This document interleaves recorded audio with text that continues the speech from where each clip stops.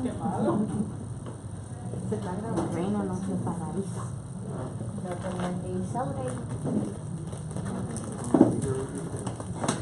Bueno, tengo que cumplir mi reto. El corazón del adorador es el siguiente tema que ustedes tienen ahí en sus guías. Y rápidamente, el corazón, ¿qué es el corazón? Léanlo en sus manuales. Es la parte íntima de una persona donde residen sentimientos, pensamientos y emociones. Si el adorador es alguien que ama y rinde culto a alguien o algo ¿de forma qué? Extrema. Es uno que sabe quién es Dios. Amén. Dios busca adoradores. Conocemos muy bien esta porción de la palabra. Ya lo hablamos esta mañana. Dijimos que Dios no está buscando ni profetas ni nada de eso. Dios quiere habitar y cautivar nuestros corazones. Ese es el principal objetivo del Señor, cautivar nuestros corazones. Por eso nos pide que le entreguemos nuestro corazón. Ahí en la palabra nos dice: dame, hijo mío, ¿tú qué? ¿Han leído esa parte? Dame, hijo mío, tu corazón. ¿Por qué no pide los riñones, los ojos, las manos? Porque en el corazón reside ¿qué? Pensamientos, Sentimientos, pensamientos. Y es la parte más íntima de una persona. del ser humano. Y del corazón es que sale lo bueno y lo malo también, ¿cierto? Sí. Los malos pensamientos, todo lo malo también sale del corazón. Entonces, Dios quiere cautivar nuestro corazón porque allí reside realmente lo que nosotros somos. Dios está buscando adoradores y ese es el trabajo que Él se toma en buscar verdaderos adoradores. ¿Qué es lo que mira Dios de un adorador? Él busca adoradores, pero también hay algo que mira en un adorador. ¿Ustedes se imaginan qué es? ¿La voz? No. ¿La danza? No, el corazón. ¿El cuerpo? No. Miremos en 1 Samuel 6:17, ahí lo tienen. Y Jehová respondió a Samuel: no mires a su parecer ni a lo grande de su estatura, porque yo lo desecho. Porque Jehová no mira lo que mira el hombre. ¿Qué mira el hombre? La estatura. Lo físico.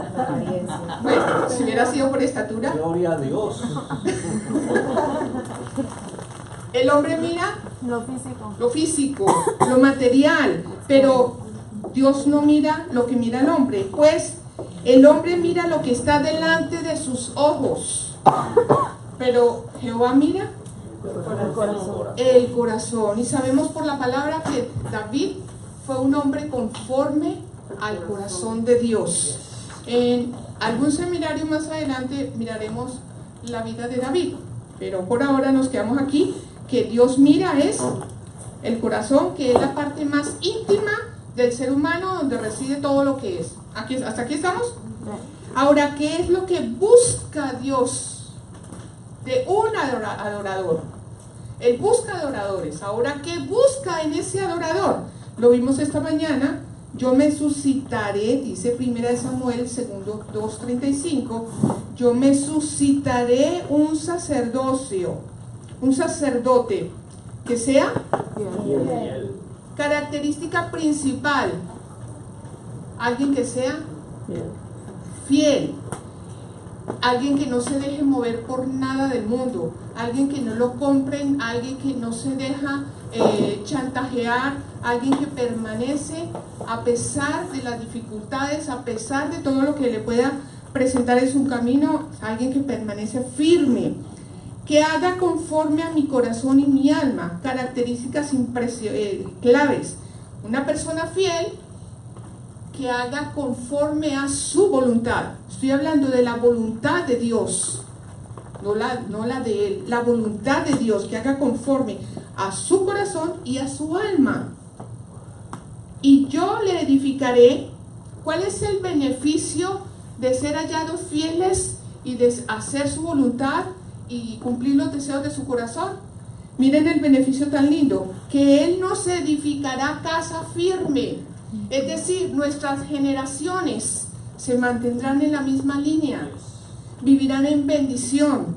y andará delante de mí ungidos todos los días. Lo vimos también esta mañana. ¿Quién no desea andar ungido delante del Señor todo el tiempo? Si cargamos la cruz cada día, vamos a también andar ungidos todo el día y todos los días. ¿Seguimos? En el número 2 decimos, tenemos ahí que hablando de un corazón adorador de alto nivel.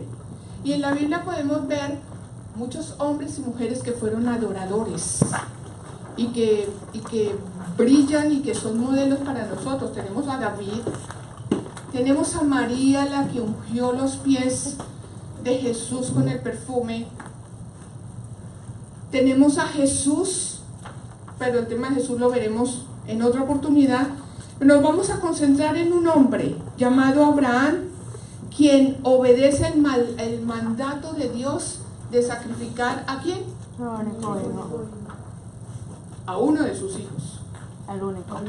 Al único hijo, a su único hijo. Y miramos el sustento, introducción al tema en cuanto a la promesa y el pacto que Dios hizo con Abraham en Génesis capítulo 12, versículo 1 al 6. Y vamos a empezar, Arly, por favor.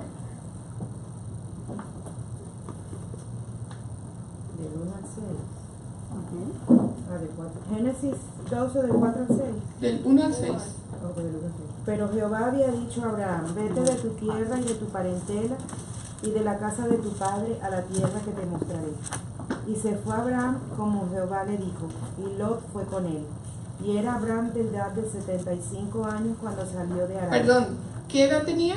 75. Tengamos esto allí guardado, 75 años. Tomó pues Abraham a Sarai su mujer y a Lot hijo de su hermano, y todos sus bienes que habían ganado y las personas que habían adquirido en Aram. Y salieron para ir a tierra de Canaán, y a tierra de Canaán llegaron. Y pasó Abraham por aquella tierra hasta el lugar de Siquem, hasta el encino de More, y el cananeo estaba entonces en la tierra. Perfecto, esa es la porción básica sobre la cual vamos a estar desarrollando toda esta enseñanza. Dos aspectos relevantes que vemos en la vida de todo adorador.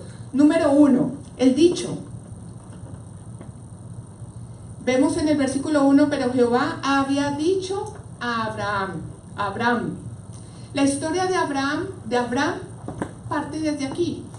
Unos versículos antes, si vemos en la Biblia, unos versículos antes está hablando de la descendencia de Abraham. Y está hablando de que Tara, y que murió Tara, y que tuvo unos hijos. Y ahí aparece el nombre de Abraham, y resulta, y caemos en el capítulo 12 donde dice, pero Jehová había dicho a Abraham.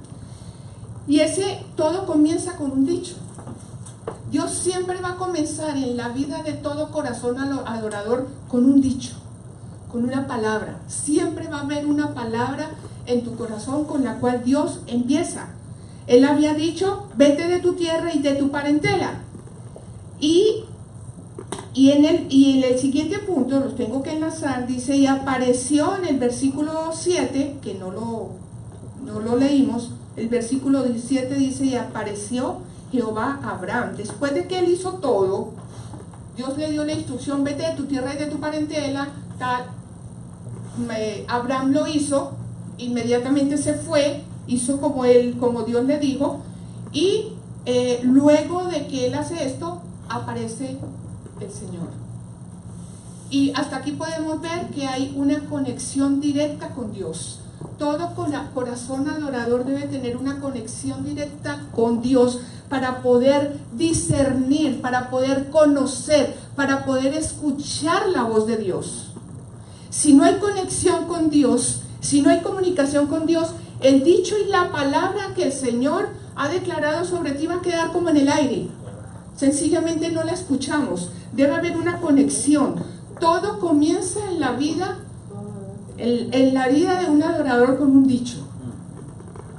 La vida de Abraham, voy a hablar ahorita de Abraham, comienza con este dicho. Dios le había dicho, haz esto, haz lo otro. Dios comienza a forjar el corazón de un adorador solamente con un dicho. A lo mejor el dicho para tu vida fue a través de un sueño, a través de una visión, a través de una palabra profética.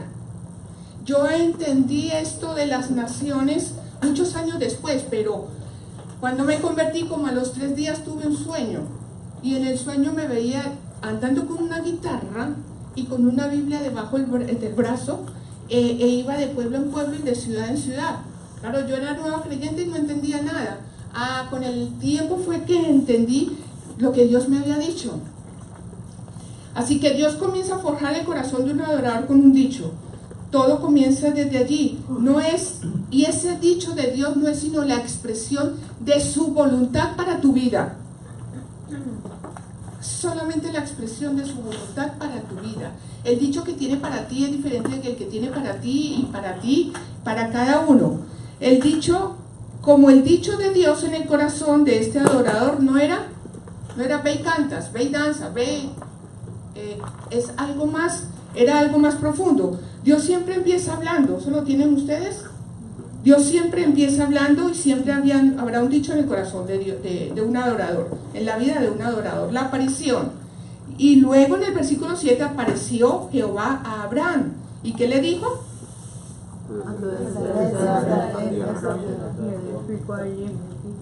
A tu descendencia daré esta tierra. Dice, el adorador debe moverse entre el dicho y la apariencia. La apariencia nos está hablando de presencia. Hay una palabra de Dios, luego viene su presencia. Su presencia. Dios habla y luego se presenta. Dios te dice y luego se manifiesta, se presenta. Ese es el modelo que estamos viendo en este hombre. Jehová, se me perdió. Es el modelo que estamos viendo aquí. El adorador no debería empezar a adorar si no ha escuchado el dicho de Dios, la palabra de Dios, si no ha tenido un encuentro con el Señor. Y eso es lo que puede estar sucediendo en tiempos de alabanza en medio de nosotros. Llegamos el domingo, no tuvimos conexión con Dios, no tuvimos comunión, y entonces llegamos simplemente a cantar canciones, la que se nos venga o la que están programadas, pero ¿qué es del tiempo de comunión durante toda la semana? Entonces son reuniones en donde muchas veces las canciones no pasan del techo. ¿Han tenido esa experiencia alguna vez? Como que no pasan del techo. Lo que hicimos fue hacer algo lo que sabemos hacer, cantar, danzar, brincar y no más. Y como les digo yo a mi gente, a veces hacemos la de danza, a veces hacemos muchas piruetas y entonces montamos un arca y entonces traemos el trono y entonces sacamos la cruz y entonces sale de aquí para allá y se monta todo algo, pero a la final no pasa nada. Tiene que haber siempre una conexión y tiene que haber siempre presencia de Dios. Algo que hacemos en el equipo es, durante la semana todos deben de mandar algo con lo cual Dios esté ministrando su vida a través de una canción. ¿Cuál es la canción? Hablando de canciones para poder montar el tiempo de la alabanza, ¿cuál es la canción que te está ministrando a ti, a cada uno?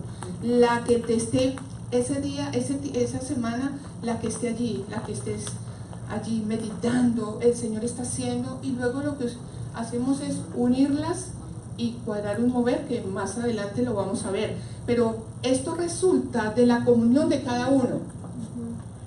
Entonces es una experiencia vivida. Lo que vamos a soltar allí es la realidad, lo que cada uno ha caminado en la semana con el Señor. Características de un adorador. A continuación estaremos describiendo lo que debería ser la respuesta del hombre al dicho y la aparición de Dios, enmarcadas en las siguientes características. Número 1, es sensible. Es sensible. Fíjense en el versículo 1,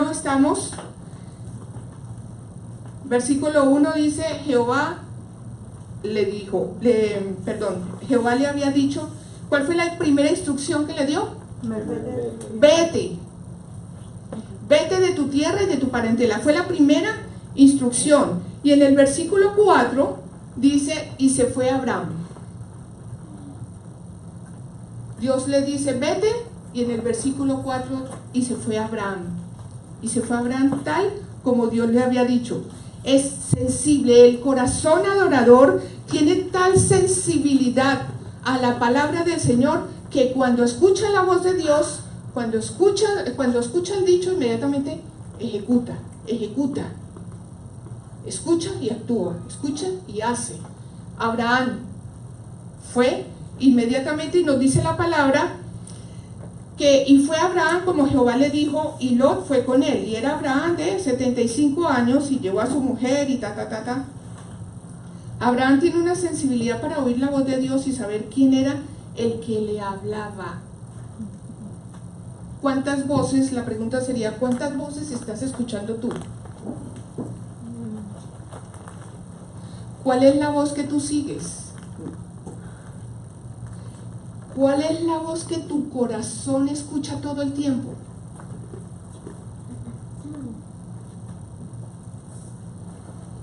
¿Seguimos? La sensibilidad viene por el conocimiento, como lo decíamos esta mañana. Es como cuando se avecina un terremoto. Y tenemos los sismólogos que de alguna manera nos hacen ver que va a venir un terremoto y que en tal parte va a pasar esto o lo otro. Ellos pueden por su conocimiento determinar lugares probables donde puede ocurrir un terremoto. Entonces eso mismo, nosotros si tenemos esa sensibilidad de escuchar la voz de Dios, va a ser, es lo ideal que un corazón adorador lo pueda tener. Peregrino, número 2. Ese peregrino me habla de movimiento. El peregrino es alguien que está continuamente de un lado hacia otro, moviéndose de un lugar a otro. El corazón que no se mueve es corazón que no existe. Corazón que no se mueve es corazón que no existe, que no está vivo, está remuerto. ¿Estamos de acuerdo? Y Génesis 12:8 dice, es que no sé dónde empieza el 8 porque como aquí ustedes tampoco.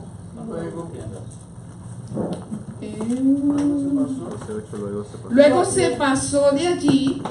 Bueno, ya sabemos la historia. El Señor le dijo, vete de tu tierra XY, y Abraham se fue. Y en el versículo 8 dice, luego se pasó de allí a un monte al oriente de Betel y plantó allí su tienda, teniendo Betel al occidente y Ajai al oriente, y edificó allí un altar e invocó el nombre del Señor. Pero hay otro, en el versículo anterior dice, y pasó Abraham por aquella tierra hasta el lugar de Siquem. En estos versículos 4, 6 y 8 vemos cómo Abraham empieza a pasar de un lugar a otro. Por eso estamos hablando que una característica de un corazón adorador es aquel que se va moviendo en función de lo que Dios le va diciendo. Amén. Está en continuo movimiento. ¿Podemos seguir? ¿En qué número vamos? En el 3, muy bien. Plantador de tiendas. El versículo 8 dice, luego se pasó de allí, y al final dice, pasó de allí a un monte al oriente de Betel y plantó su tienda. ¿Qué fue lo primero que hizo cuando llegó a Betel, al oriente de Betel? Plantó su tienda. Plantó su tienda. ¿De qué nos puede hablar esto de plantar tiendas? Establecer, muy bien. De reino. Fundamental. Edificar. Fundamental. Entonces, ¿perdón? Fundamentar, muy bien.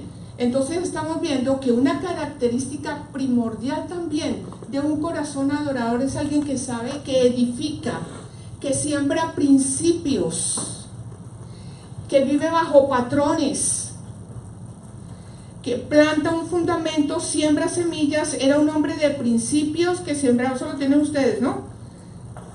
Sí. Sí. Él tenía claro que era necesario y primordial plantar.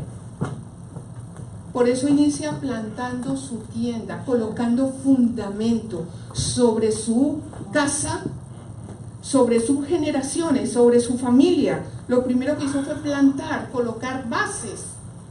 Todo verdadero adorador debe tener bases muy claras por la palabra del Señor y debe moverse en principios de Dios, en los principios de su palabra. Por eso es tan importante conocer la palabra y saber sobre cuáles principios tenemos que movernos y cuáles son los principios que Dios demanda de todo adorador. ¿Seguimos? ¿Alguna pregunta hasta aquí? Plantador, ¿voy muy rápido? Muy bien. Número 4, edificador de altares. Luego de que él planta su tienda, en el versículo 8, ¿qué estamos viendo?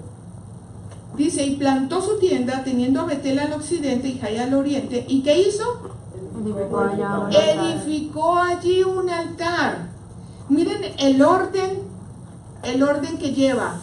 Planta tiendas, primero obedece, luego va, se establece en un lugar, busca el lugar al fin que Dios le designa, empieza a plantar su tienda, a colocar bases, principios sobre la gran construcción que Dios va a edificar en su vida, y aquí edifica altar a Jehová e invocó el nombre de Jehová. En el versículo, en Génesis 3:18, dice, Abraham pues removiendo su tienda, vino y moró en el encinar de Mamre, que está en Hebrón, y edificó allí un altar a Jehová. Y Abraham es conocido como el hombre de los altares, ¿no? En muchas partes encontramos que él levantaba altares de adoración a Dios. No los pide prestados. Aquí no se ve que Abraham pedía los altares prestados, no los del vecino. No, yo me apoyo aquí en el pastor, en el apóstol, en la pastora, que como ellos son apóstoles y son pastores, entonces yo me cubro ahí y ya con eso tengo. No, la bendición de él me va a caer a mí, o la bendición de ella me va a caer a mí. No, yo tengo que edificar mis altares. El adorador edifica los suyos propios. Ellos son evidencia de la comunión con Dios. Una pregunta también para nosotros sería, ¿cuántos altares hemos construido en nuestras vidas? ¿Dónde están los altares que hemos construido? ¿En nuestra casa un altar de adoración? ¿En nuestra oficina un lugar de adoración? ¿Es el lugar donde yo voy un lugar de adoración? ¿O estamos creyendo que el altar de adoración es solamente allí donde está la tarima y donde los músicos se paran a cantar? Creo que ese es un paradigma que tenemos uno de los mitos que tenemos o que Dios ha venido rompiendo en las viejas estructuras, creyendo que solamente el altar físico de un templo es el lugar donde Dios se manifiesta. Pero el altar primordial es nuestro corazón, ¿no? Amén. El corazón adorador de Abraham lo llevaba a levantar altares en cualquier momento y en cualquier lugar. El corazón adorador va a levantar altares de adoración, va a tener tiempos de adoración, va a encontrar oportunidades para adorar al Padre en cualquier momento, en cualquier lugar. No hay disculpa de que es que yo trabajo todo el día y no me queda tiempo para adorar al Señor. No hay disculpas. Eso era antes, cuando creíamos que Dios estaba metido en medio de 4 paredes. Entonces, bueno, como no vamos a la iglesia, pues no hemos podido adorar. No, mentiras. Ahora tenemos al Espíritu Santo y el Señor está en nosotros. Es necesario entender que en todo altar algo tiene que morir. Y esa es la evidencia para nuestras vidas, que hemos levantado altares para el Señor. Porque en todo altar hay un sacrificio. O si no, no sería altar. Hay un sacrificio. Hay una ofrenda que debe ser colocada allí. Y esa ofrenda es quemada. Y lo ideal es que esa ofrenda suba como olor fragante delante del Señor. Entonces, ¿cuántas cosas a diario, volvemos al tema de la cruz, tenemos que llevar allí al altar para entregárselas al Señor y poderle ofrecer un sacrificio de alabanza al Señor? Amén. Es un invocador. Vemos en el versículo, ahí en Génesis 13:18, el 13:18 que estábamos hablando, dice, tienen toda la razón. Es el 12:8. El 12:8. ¿Alguien que lo lea? Luego se pasó de ahí a un monte al oriente de Betel y plantó su tienda, teniendo a Betel al occidente y a Jai al oriente, y edificó allí altar a Jehová e invocó el nombre de Jehová. Invocó el nombre de Jehová. Volvemos a ver, planta tiendas, edifica altares, y una vez que edifica altares, ¿qué hace? Invoca, trae la presencia. O sea, porque si no traemos la presencia, si no invocamos su nombre, ¿qué sentido tiene plantar tiendas y levantar altares? Si en ese levantar altares yo no traigo la presencia del Señor, no clamo la presencia del Señor, no invoco la presencia del Señor, no llamo la presencia del Señor, ¿qué sentido tiene? Este es como el sello final. Invoca el nombre del Señor. Todo el tiempo llama la presencia, invoca al Dios de los cielos y de la tierra. Él sabía que no era suficiente levantar un altar sin invocar el nombre del Señor. Pues el levantar un altar es un acto humano. Hasta allí listo, cualquiera levanta un altar, ¿sí o no? Si nos ponemos a hablar, hasta los satanistas levantan altares. ¿Y qué hacen? Sacrifican y hacen una cantidad de... Invocan también, invocan todo lo malo. Si a ellos les funciona, ustedes han escuchado, ¿no?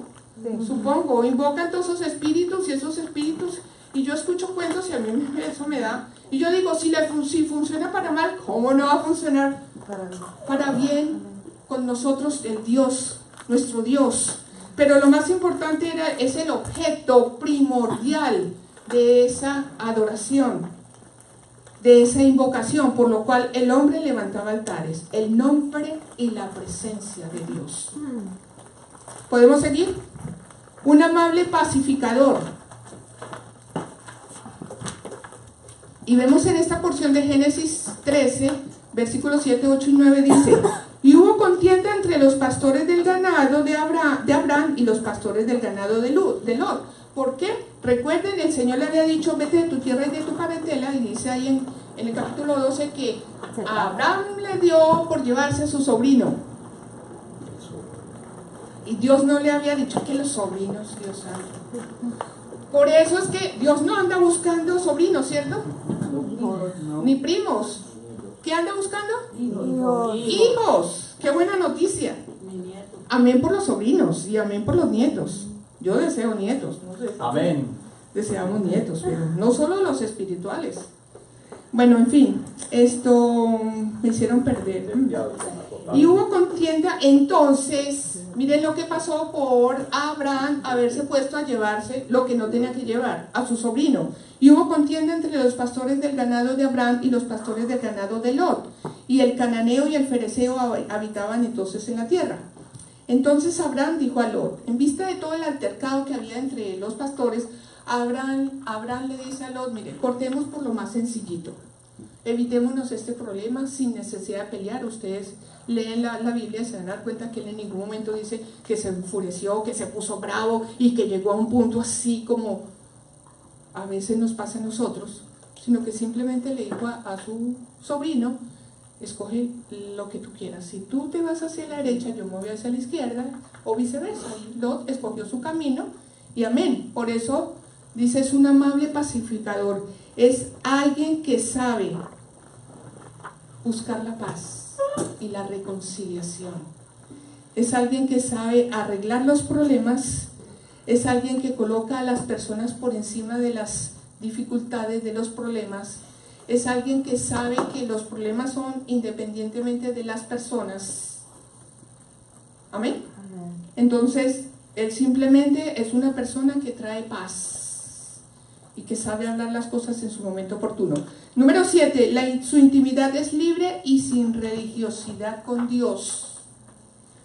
En nuestra relación con Dios no hay horario.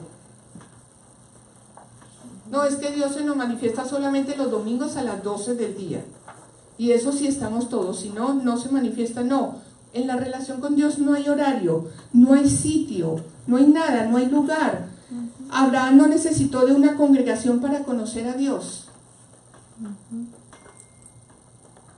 Y nosotros tampoco necesitamos estar en medio de 4 paredes para conocer a Dios. Él levantaba cualquier parte de altares, su comunión era íntima y continua, todo el tiempo.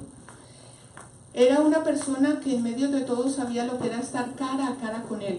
Cuando aprendemos El corazón adorador es alguien que aprende a tener relación con Dios y verlo cara a cara.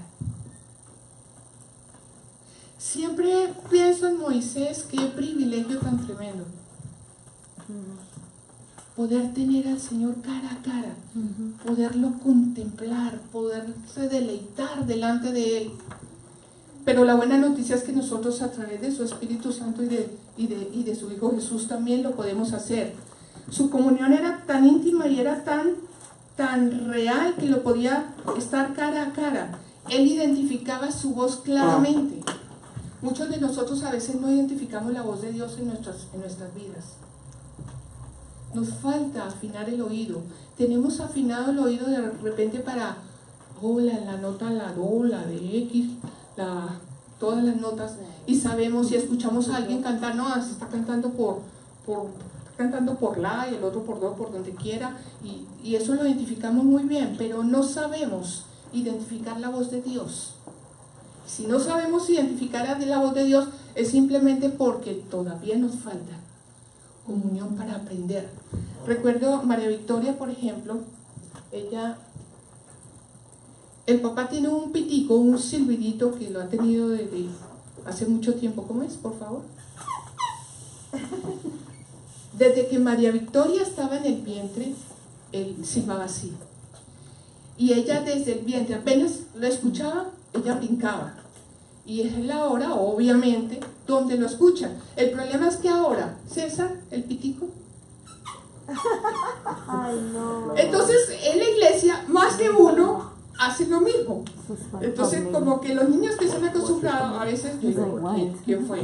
¿Rodrigo? ¿Fue César? ¿Fue Jonathan? ¿Fue Carlos?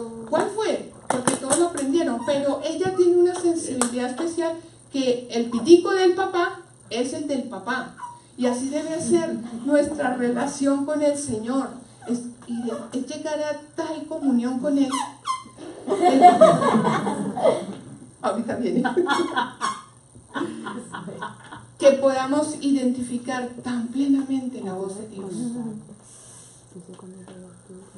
¿No les parece hermoso?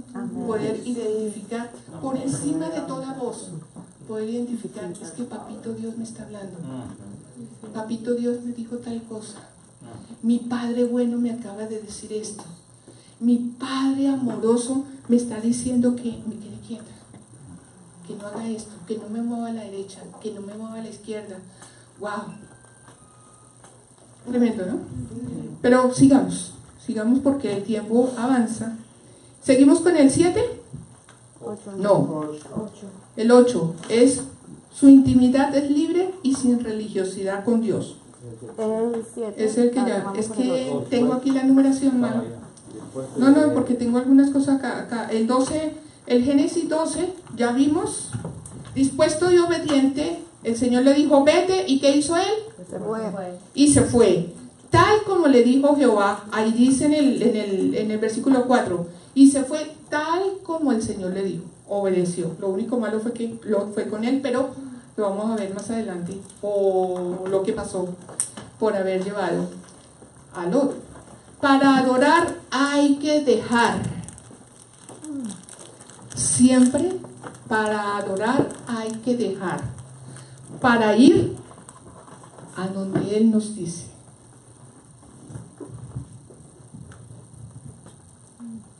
Para adorar hay que dejar.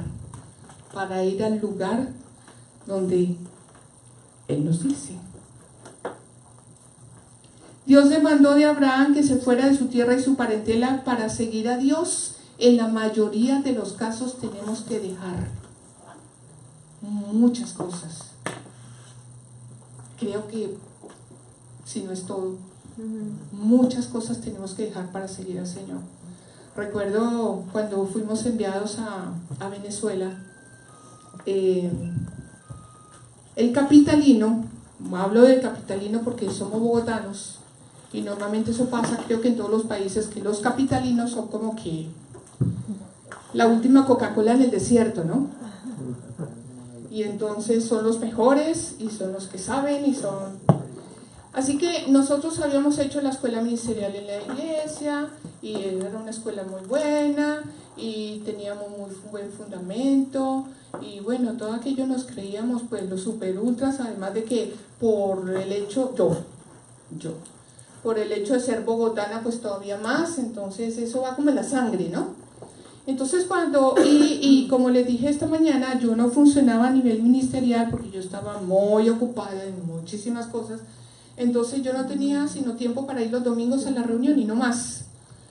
Pero cuando somos enviados a Venezuela, yo dije dentro de mí, me llegó el tiempo, ahora sí van a saber quién soy yo, voy a sacar todo mi currículum, voy a mostrar todo lo que yo sé en el plano ministerial.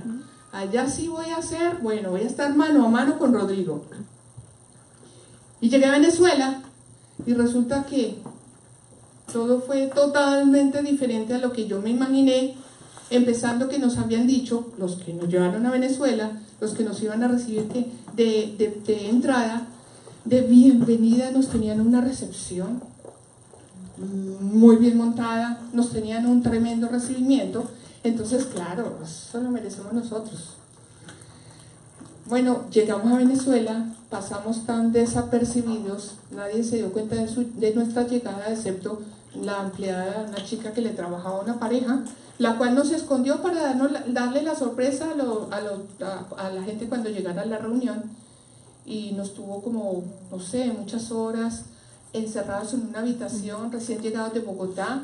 Pasamos a una temperatura de 40 grados y no tenían aire acondicionado, entonces eso fue un desastre, y allí se olvidaron de nosotros sencillamente, tanto ellos con el recibimiento que tenían.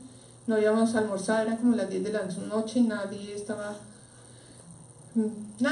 todo el mundo se olvidó de nosotros, igual la gente que nos mandó de Bogotá, nos olvidaron casi un año, y bueno, muchísimas cosas. Y entonces tuvimos que pasar por momentos muy difíciles, y eso fue en febrero que habíamos llegado a esa ciudad de Anaco, y cuando regresamos en diciembre a pasar unas vacaciones a Bogotá, vamos a la iglesia y allí me encuentro con una hermana, de paso es francesa, y fue como si me hubiera acabado de ver, y me dice, ni me saludó. Estamos llegando a la iglesia después de un tiempo supremamente difícil que habíamos vivido en aquella ciudad. Lo más que esperaba uno era un abrazo. ¿Cómo estás? Bienvenida. ¿Cuándo llegaste? Cosas así, ¿no? No, ella se me acercó y me dice, ¿y tú qué proyectos tienes para el futuro? Yo quedé así como blog. Qué pregunta como tan fuera de foco. Pero lo más tremendo fue la respuesta, que es en la que yo me quiero centrar ahorita. Una respuesta que no salió de mí, estoy segura, no salió de mí. Saben, yo tenía muchas ilusiones, trabajaba en una excelente empresa, ganaba 5 veces lo que ganaba mi esposo, o sea, me iba muy bien en la empresa, así que tenía muchos proyectos, y yo decía, voy a comprar y voy a hacer y tal. Sucede lo de Venezuela y bueno, entregamos todo con mucho amor y muy claro de que el Señor nos estaba llevando, pero mi respuesta fue, yo me quedé mirándola a los ojos porque me impactó la pregunta, y me quedé mirándola a los ojos y le dije, dejar de ser. Dejar de ser. Yo misma fui cuestionada con esa pregunta. Yo dije, no sé por qué yo dije eso. En la vida yo había pensado dejar de ser. Wow, esas palabras solamente salieron después de un tiempo donde el Señor a mí personalmente me tuvo en el altar allá todo el tiempo, formándome, quemando muchas cosas, sacando de mi corazón muchísimas cosas, y solo puedo decir, por el Espíritu Santo yo dije esa respuesta, y ha sido lema en mi vida, ha sido un patrón, ha sido una cosa demasiado vital en mi vida, dejar de ser. Pero quiero seguir porque quiero terminar más rápido de lo que ustedes se imaginan, con algo que el Señor ha ministrado a mi corazón muchísimo. Para adorar hay que dejar para ir a donde yo te diré. Un corazón adorador siempre está dispuesto a dejar y a morir y a entregar todo por el Señor. Todo. No es a medias. pues Dios no busca medio adoradores. Dios no busca así como que medio funcione, no. Dios nos busca completos. Por eso dice la palabra, el que no deja a padre y a madre, no es digno de mí. Si tenemos que dejar a padre y madre, tenemos que dejar todo. Dejarnos nosotros mismos por causa de Él es lo mejor. Obediencia, estamos hablando que es el cumplimiento de la voluntad de otra persona, de lo que establece una norma o una ley. El asunto de la obediencia no está solamente en obedecer por cumplir una norma. Eso es algo que el corazón adorador debe tener claro. Sí, el corazón del adorador debe ser muy obediente, pero no es solamente por cumplir una norma. Porque muchos cumplimos la norma, ¿sí o no? ¿Cuántos se pasan el semáforo en rojo? Con libertad. Uno, ya como milisegundo o a propósito de parado y me lo llevo. ¿A cuántos nos gusta pararnos cuando el semáforo está en rojo? No nos gusta, oye, porque ¡uy! Lo agarró el rojo, Dios, y yo con este afán que llevo. Pero sin embargo, ¿qué hacemos?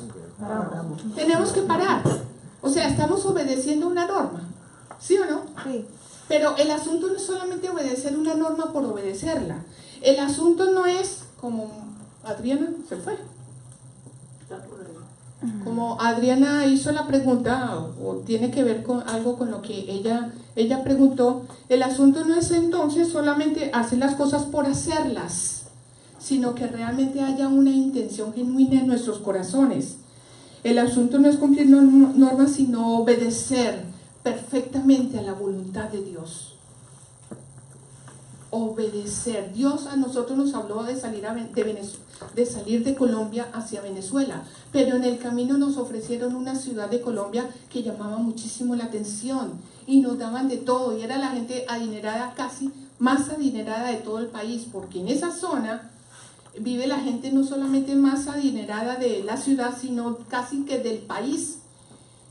Y bueno, el Señor nos habló de salir de nuestro sitio. Bueno, estamos obedeciendo, estamos saliendo, pero no en la dirección en la que Él quería. Dios nos había hablado Venezuela, imagínense, de aquel lugar tan excelente que nos estaban mostrando, nos tenían de todo, a pasar a lo que yo les dije ahora, a un lugar donde fuimos olvidados, donde comíamos en el suelo, donde no teníamos que comer, donde días enteros comíamos solo cebolla y zanahoria y cosas así, y en ningún momento pensamos, oye, si nos hubiéramos quedado allá en Cartagena, allá lo teníamos todo. No, el corazón, Dios lo lleva a uno.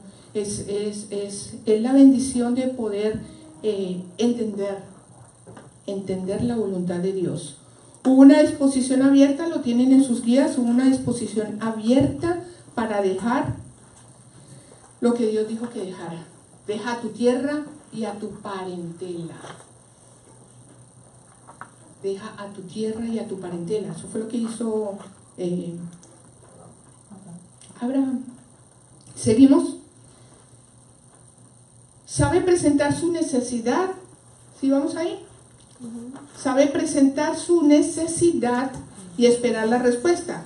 Y dice en Génesis 15, versículos 2 al 4, dice: y respondió Abraham: Señor Jehová, ¿qué me darás siendo que ando sin hijo y el mayordomo de mi casa es ese Damaseno, Eliezer?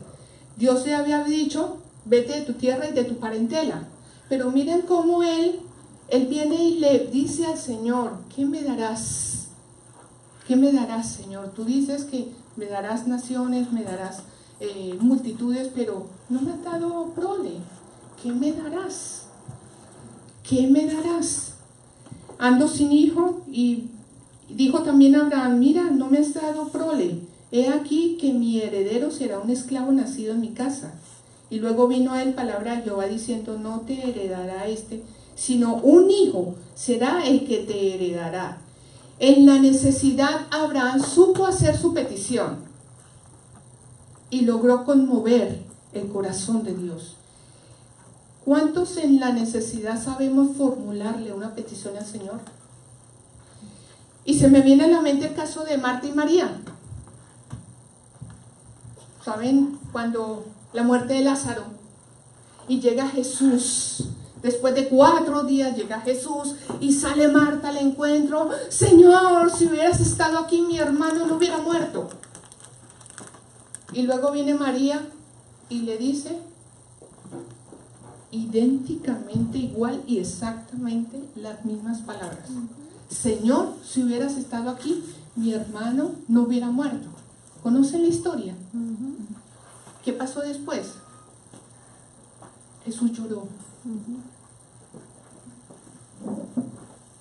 Viene Marta, con todo su afán y le dice, es como que le recrimina al Señor, pero viene María y le formula la misma pregunta, pero logra conmover el corazón de Dios, el corazón de Jesús, hasta el punto que lo hizo llorar. Entonces, tiene que ver con la actitud. Nosotros podemos aún conmover el corazón de Dios con nuestra actitud, así como lo hizo María. Y aquí Abraham supo presentar su necesidad y esperar la respuesta. Amén. Como adoradores debemos ir al Señor a presentar nuestras necesidades sin ninguna queja. Abraham expresó su deseo más ferviente, lo que más anhelaba. Ya tenía esta edad, 75 años fue que vimos, y no tenía hijo. Lo que durante años estuvo buscando, solamente en intimidad con el Señor, lo logró. Su petición fue oída, y se cumple la palabra que dice que aunque tardare la promesa, ella de seguro llegará. Alguien que sabe esperar. El corazón adorador es alguien que sabe manifestar la necesidad y sabe esperar en Dios. Esperar en Dios, cosa bien difícil para nosotros. ¿Seguimos? Pastora, tengo una pregunta. Ay, perdón, sí. No, está bien, te perdono.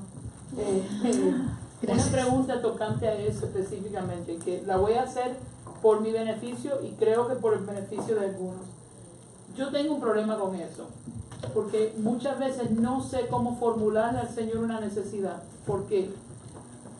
Porque a la misma vez que le estoy presentando la necesidad, la respuesta es, lo tienes en Cristo, estás completa en Cristo, Él es tu plenitud, no tienes necesidad de nada.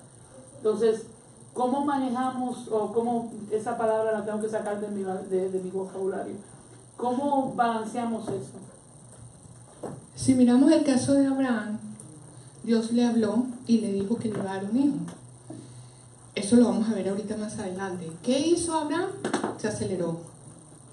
Ese es el problema del ser humano. Dios habla, ponemos algo delante del Señor, pero queremos la respuesta ya. Queremos que sea inmediato, o queremos que sea a nuestra manera. Y muchas veces el Señor contesta, pero no es la manera nuestra. No es la manera nuestra. Y pienso que como Abraham, que es el modelo que estamos viendo, es saber esperar. Saber esperar, esperar. La palabra nos dice que debemos esperar en Dios, estar quietos y conocer que yo soy Dios. Qué difícil para el ser humano llegar al punto de manifestamos una inquietud. ¿Cómo sabemos cuánto tiempo esperar? Sí, en Cristo está todo. En Cristo tenemos la solución, pero hay un camino y hablamos siempre de procesos. Y todo tiene su proceso, todo en la vida tiene procesos.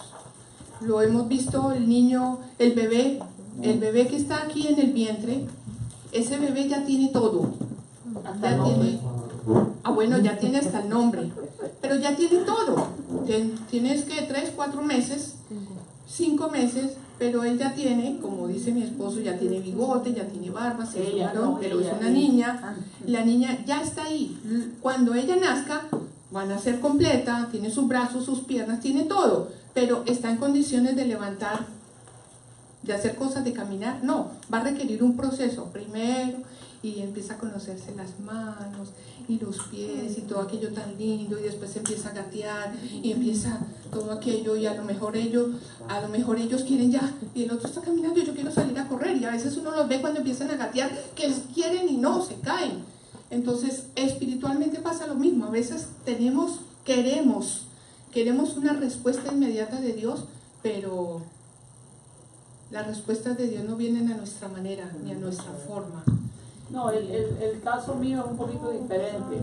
El caso mío es cuando voy a presentarle una petición, una necesidad, Señor, esto y esto, pero yo sé que tú conoces mi corazón, yo sé que tú todo lo puedes, yo sé que tú tienes todo mi bien, yo sé que en ti estoy completa. Entonces, no le formulo la necesidad, ya me contesté. Entonces, ese es mi dilema.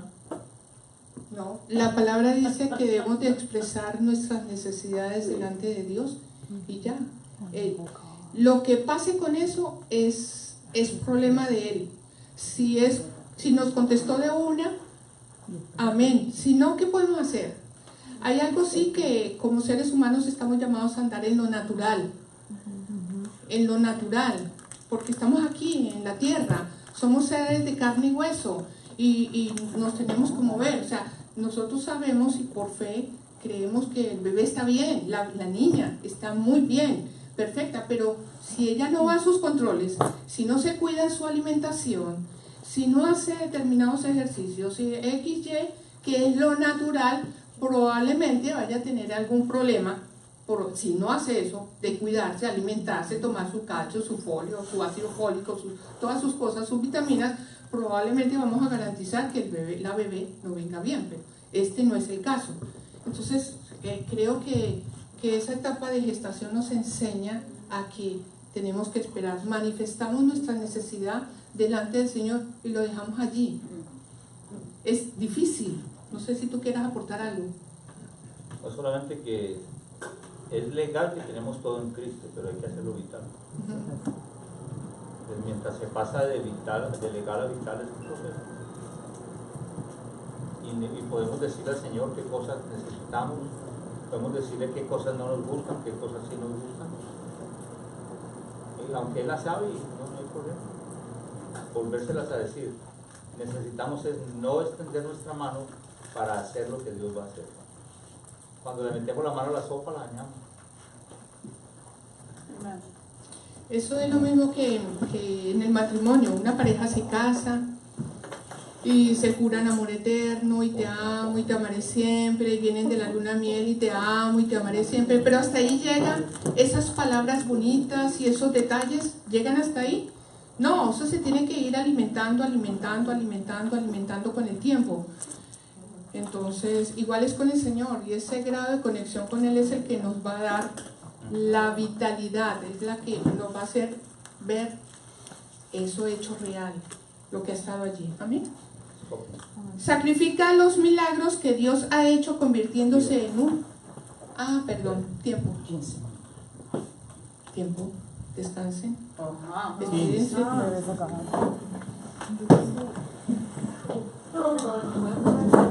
Hace un calor. Café. You're joking. Yes. Yes, Pero- I'm